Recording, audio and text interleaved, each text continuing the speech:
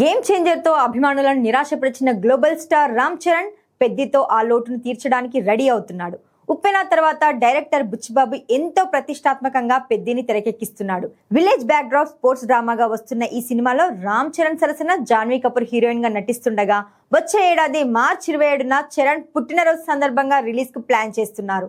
ఇప్పటికే shooting jet speed లో జరుగుతుండగా వచ్చే ఏడాది జనవరి వరకు చరణ్ ఈ సినిమా షూటింగ్ పూర్తి చేయనున్నట్టుగా తెలుస్తోంది.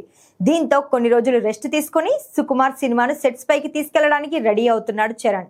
RC-17 వర్కింగ్ టైటిల్ తో ఈ ప్రాజెక్టును ఇప్పటికే అనౌన్స్మెంట్ కూడా చేసేశారు.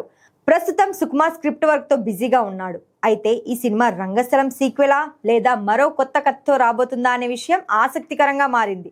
చరణ్ ఇప్పటి వరకు ఎన్ని సినిమాలు చేసినా నటన పరంగా రంగస్థలం తర్వాతే అని చెప్పాలి.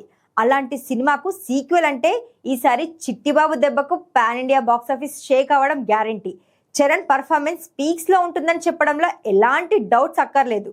ముందు నుంచి కూడా సుకుమార్ రంగస్థలం సీక్వెల్ ప్లాన్ చేస్తున్నట్టుగా టాక్ ఉండగా ఇప్పుడు నిజమే అన్నట్టుగా ఓ టాక్ అయితే వినిపిస్తోంది.